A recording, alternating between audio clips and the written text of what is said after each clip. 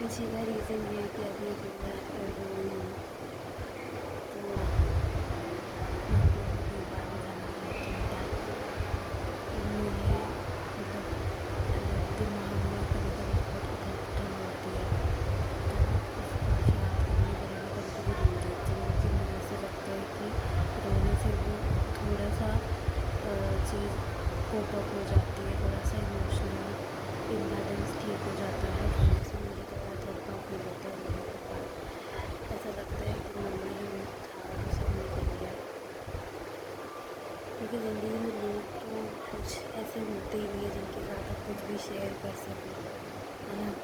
तो बस मैं रो के अपना मन हल्का कर लेती हूँ।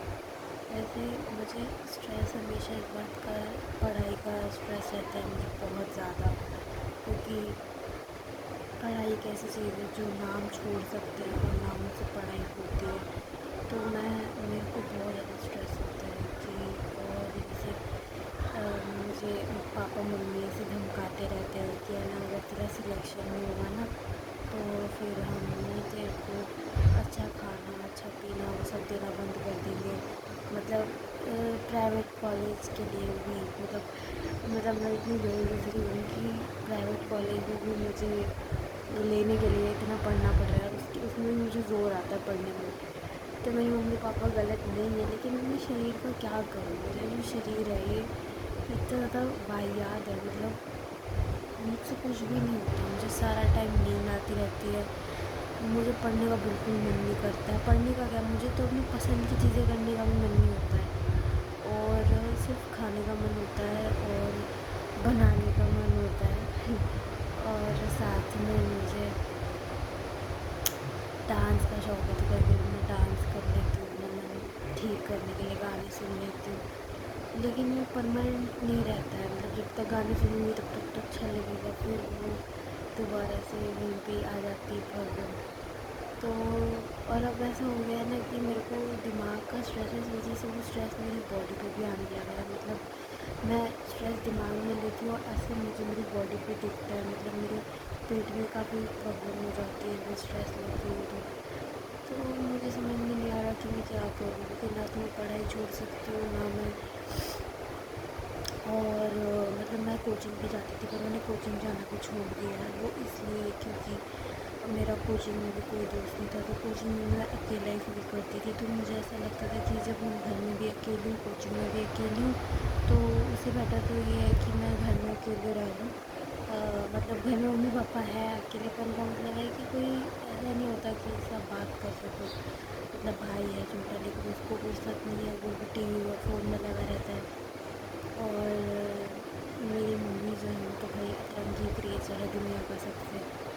उन्होंने मेरे पापा का इतने सालों से नाक में दम करके रखा हुआ है, and she is no good. मतलब मम्मी से तो मैंने बहुत बार चीज़ें शेयर करके देखा है, उसका नतीजा हमेशा ये निकलता है कि मुझे ऐसा लगता है पता नहीं मैंने क्यों शेयर की, वो शेयर करना ही गुनाह हो जाता है। तो क्योंकि मेरी मम्मी मुझे बड़ा कहती है कि बेटा माँ बाप दोस्त की तरह होता है, तो दोस्तों से आप सब शेयर कर सकते हो। मुझे ऐसा नहीं लगता कि माँ बाप दोस्त की तरह होता है, क्योंकि अगर होते तो आप जेन्युइनली उनसे सब कुछ शेयर कर सकते दोस्त की तरह, बट ऐसा नहीं होता है। नहीं कर सकते आप हर चीज़ माँ बाप के साथ शेयर, और अगर शेयर कर भी लोगे तो वो समझेंगे नहीं, वो उल्टा आपको डांटने लगेंगे। तो जबकि वो नहीं समझते कि वो भी इसी फेज़ से गुजरे हैं जिस फेज़ से हम गुजरते हैं। और मुझे ऐसा लगता है कि आजकल के खाने पीने में बिल्कुल भी ताकत नहीं रह गई है। मतलब आप जो भी खाओ वो आपको अंग नहीं लगता है और फ़ायदा नहीं करता है। मेरे साथ तो ऐसा ही होता है, मैं जो कुछ भी खाऊँ मुझे फ़ायदा नहीं करता है, और मतलब मुझे बहुत ज़्यादा कॉन्स्टिपेशन रहता है, जिसकी वजह से मुझे और ज़्यादा स्ट्रेस हो जाता है, जिसकी वजह से मैं और ज़्यादा पढ़ाई पे ध्यान नहीं लगा पाती हूँ। दूसरी चीज़, एक सेकंड में चश्मा पहन लेती हूँ।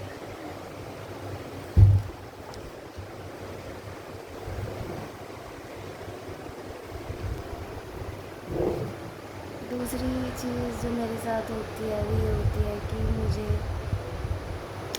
खाने की बहुत क्रेविंग होती रहती है, मतलब मीठे की बहुत क्रेविंग होती रहती है। बैठे बैठे कुछ भी मीठा दे दो मेरे को खाने को, बस ऐसा लगता रहता है। मैं कुछ ना कुछ किचन में बनाती भी रहती हूँ, कोशिश करती हूँ, कुछ बनता नहीं है मुझसे।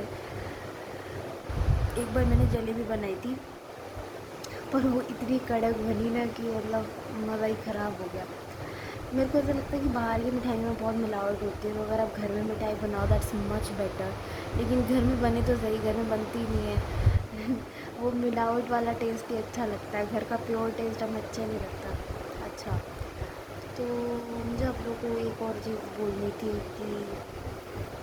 कि जो लोग बोलते हैं ना कि जब आपको स्ट्रेस हो तो आपको चीज़ें शेयर करनी चाहिए, तो गाइस शेयर करने वाला होना भी तो चाहिए कोई है।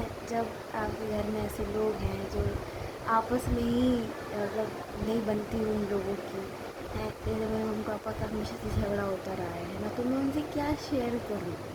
मतलब मुझे ऐसा लगता है कि उनकी अपनी इतनी प्रॉब्लम्स हैं, तो मैं उनको बताती हूँ तो वो और ज़्यादा मतलब परेशान हो जाते हैं। तो मुझे ऐसा लगता है कि लाइफ इज़ नो गुड, मतलब लाइफ सक्स बिग टाइम। तो मुझे ना शायरी लिखने का बहुत शौक है, तो मैं आप लोगों को बढ़िया सी शायरी पढ़ के सुनाती हूँ। जब भी मैं दुखी होती हूँ ना तो मैं शायरी लिखती हूँ, जब भी मेरे पेट में दर्द होता है तो मैं शायरी लिखती हूँ, और पढ़ते पढ़ते बोर हो जाती हूँ शायरी लिखती होती हूँ, तो मैं आप लोगों को पढ़ के सुनाती हूँ। हाँ, एक मिनट।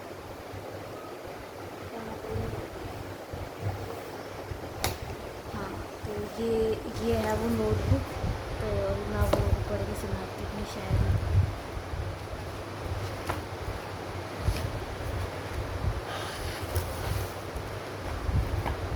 अरे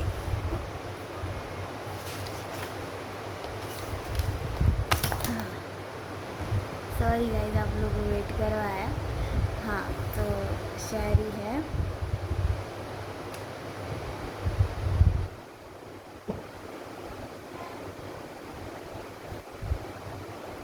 अदब से, हाँ तो अर्ज़ किया है, अदब से पेश आइएगा क़यामत आ जाएगी, अदब से पेश आइएगा क़यामत आ जाएगी, करतब से बहलाइएगा सुनामी आ जाएगी, रूह से बहलाइएगा मोहब्बत हो जाएगी। तो ऐसे ही कुछ भी लिखती रहती हूँ मैं। मेरे को मतलब जब भी लगता है कि यार बहुत ज़्यादा ही स्ट्रेस हो रहा है और बेयर नहीं कर पा रही हूँ मैं, तो इस तरह से मैं शायरी लिख के अपने मन को हल्का कर लेती हूँ।